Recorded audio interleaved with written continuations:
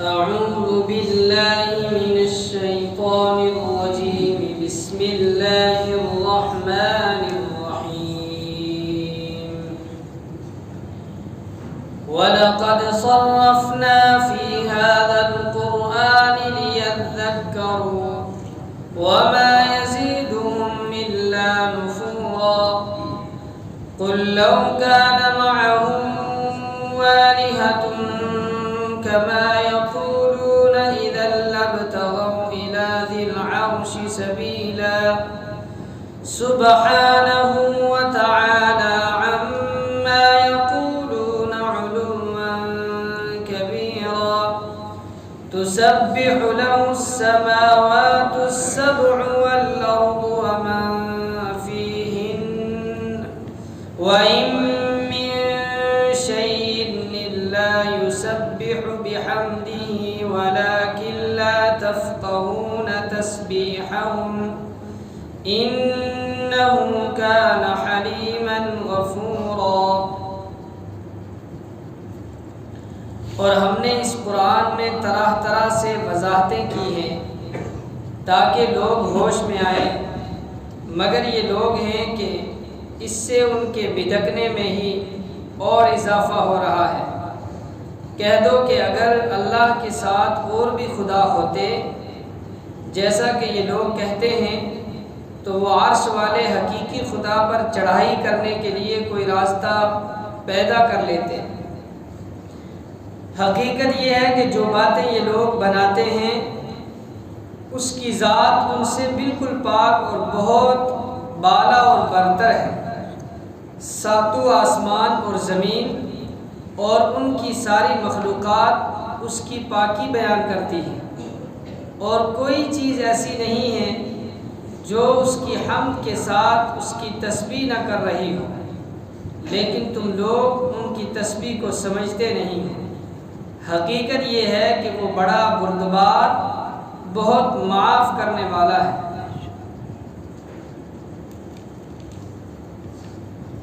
اللہ رب العالمین کا فرمان ہے، ارشاد ہے کہ قرآن کریم میں مختلف انداز سے،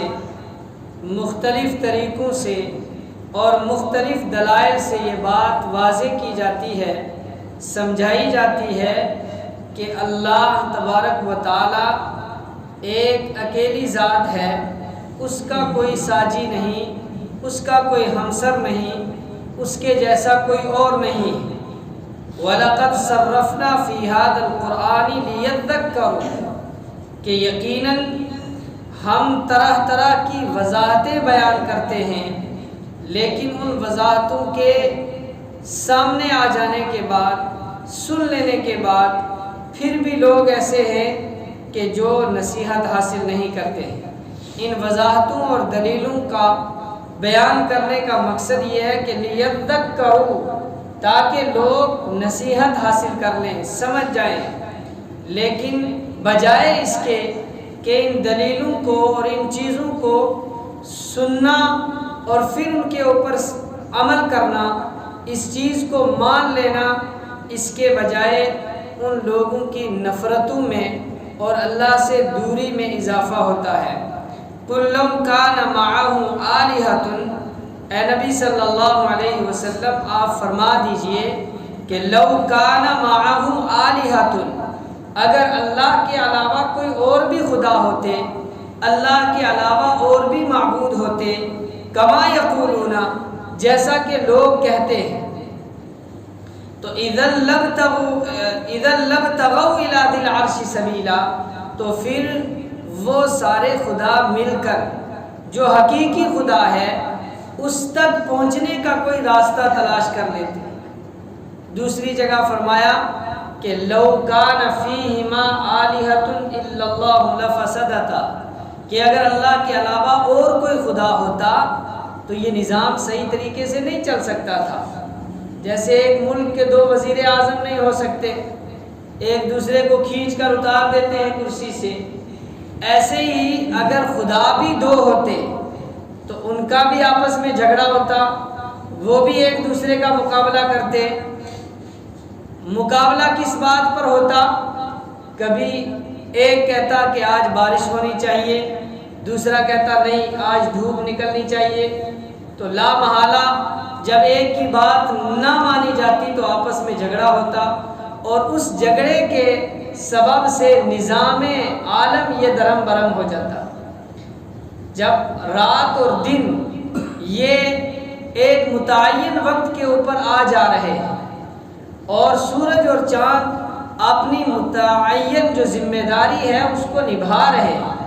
اس کا مطلب یہ ہوا کہ اگر نظام عالم صحیح طریقے سے ایک سلسلے کے اوپر چل رہا ہے، اس میں کوئی کمی کوتاہی نہیں ہوتی، اس میں ذرہ برابر کوئی آگے پیچھے حرکت نہیں ہوتی، اس کا مطلب یہ ہے کہ ایک ہی خدا ہے جو اس نظام عالم کو چلا رہا ہے، جو اس کائنات کا نظام چلانے والا ہے، اس کے علاوہ اور کوئی خدا نہیں۔ سبحانہ وتعالی عما یقولون علوا کبیرا، حقیقی بات یہ ہے کہ وہ اللہ پاک ہے، وہ بے نیاز ہے۔ جو لوگ اس کے تعلق سے باتیں کرتے ہیں اپنی ناقص گھٹیا سوچ کے اعتبار سے، ان باتوں سے، ان خیالات سے اور ان باطل نظریات اور عقائد سے اللہ کی ذات بالکل پاک ہے، صاف ہے، بے نیاز ہے۔ تسبح له السماوات السبع والارض، اس اللہ کی پاکی اور حمد بیان کرتی ہیں جتنی مخلوقات بھی اللہ تعالیٰ نے پیدا کی ہیں۔ تسبح له السماوات السبع، ساتوں آسمان اس اللہ کی تسبیح بیان کرتے ہیں، والارض، اور زمین بھی اس کی پاکی بیان کرتی ہے، ومن فیہن، اور جو کچھ اس آسمان اور زمین کے بیچ میں ہو سکتا ہے، جتنی مخلوقات ہیں وہ سب کی سب اللہ کی بزرگی بیان کرتی ہیں، اللہ کی تسبیح بیان کرتی ہیں، اللہ کی پاکی بیان کرتی ہیں۔ وَإِن مِّن شَيْءٍ إِلَّا يُسَبِّحُ بِحَمْدِهِ، اور کوئی چیز بھی ایسی نہیں ہے مگر وہ اپنے رب کی حمد اور تسبیح بیان کرتی ہے، اس کی پاکی بیان کرتی ہے۔ وَلَٰكِن لَا تَفْقَهُونَ تَسْبِيحَهُمْ، لیکن تم ان کی اس تسبیح کو سمجھ نہیں پاتے، تمہیں اللہ تعالیٰ نے اتنا ادراک نہیں دیا ہے کہ تم پتھروں کی تسبیح بیان کرنے کی آواز کو سن سکو، یا دیگر جو مخلوقات ہیں، جتنی بھی مخلوقات ہو سکتی ہیں آسمان و زمینوں میں، وہ سب کی سب اللہ کی پاکی، حمد اور تسبیح بیان کرتی ہیں، لیکن تم ان کی اس تسبیح کو سمجھ نہیں پاتے ہو۔ انہ کان حلیما غفورا، یقیناً اللہ تبارک و تعالی بڑا بردبار اور بخشش کرنے والا ہے، مغفرت کرنے والا ہے۔ روایات سے یہ بات ثابت ہے، حضرت عبداللہ ابن مسعود رضی اللہ تعالیٰ عنہ سے روایت ہے، بخاری شریف میں روایت ہے کہ آپ نے فرمایا کہ اللہ کے نبی علیہ السلام کے ساتھ کھانا کھاتے ہوئے اس کھانے کے لقمے کی جو تسبیح ہوتی تھی وہ ہم سنا کرتے تھے، اور آپ صلی اللہ علیہ وسلم کے ہاتھ میں جو کنکریاں تھیں، اور جب مشرکین عرب نے آپ صلی اللہ علیہ وسلم سے مطالبہ کیا کہ آپ اللہ کے رب ہیں، یہ ہماری شرط پوری کر کے بتاؤ، تو آپ صلی اللہ علیہ وسلم نے ان مشرکین میں سے، جیسے ابو جہل کے بارے میں آتا ہے کہ اس نے ہاتھ میں کچھ کنکریاں لے کر کہا کہ اگر آپ یہ بتا دو کہ میرے ہاتھ میں کیا ہے تو میں آپ کو اللہ کا نبی مان لوں گا۔ آپ صلی اللہ علیہ وسلم نے فرمایا کہ میں بتاؤں یا وہ کنکریاں بتائیں جو تیرے ہاتھ میں ہیں؟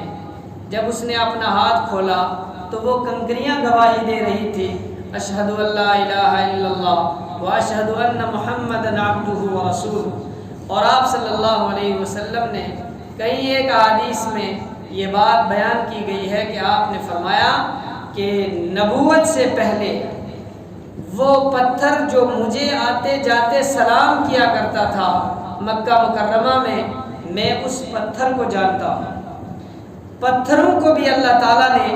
آج کی سائنس اس بات کو ثابت کر رہی ہے کہ ایک قسم کی حس دی ہے، لیکن انسان اس حس کو سمجھ نہیں پاتا ہے۔ آخر ان کو اتنی فہم اور حس تھی، تبھی تو وہ پتھر یہ سمجھتے تھے کہ یہ نبی آخر الزماں ہیں اور ان کو سلام کرتے تھے۔ تو زبان حال سے یا زبان قال سے جو مخلوقات ہیں وہ اللہ کی پاکی اور حمد بیان کرتے ہیں۔ سورہ صاد میں ہے کہ حضرت داؤد علیہ السلام کے ساتھ پہاڑ تسبیح بیان کرتے تھے اور پرندے بھی تسبیح بیان کرتے تھے۔ پرندے جو چہچہاتے ہیں، مختلف قسم کی بولیاں بولتے ہیں صبح اور شام کو، تو ہم یہ سمجھتے ہیں کہ یہ چہچہا رہے ہیں، یہ آواز کر رہے ہیں، لیکن وہ حقیقت میں اللہ تعالیٰ کی تسبیح ہوتی ہے، اس ذات کی پاکی ہوتی ہے جو وہ پرندے اس کے شکر کے طور پر بیان کر رہے ہوتے ہیں۔ اللہ تبارک و تعالیٰ فرماتے ہیں کہ اگر اللہ تبارک و تعالیٰ بردبار نہ ہوتے تو جس طریقے سے یہ لوگ اس اللہ کے مقابلے میں اور معبودوں کو شریک ٹھہرا رہے ہیں تو ان کو فوراً ہلاک اور برباد کر دیا جاتا، لیکن اللہ کی ذات بردبار ہے، بخشنے والی ہے، ان کو موقع دے دیتی ہے اللہ کی ذات کہ ہو سکتا ہے یہ اپنے کفر اور شرک سے باز آ جائیں، ایمان لے آئیں اور ان کو معاف کر دیا جائے۔ اللہ تعالیٰ سمجھنے کی توفیق عطا فرمائے۔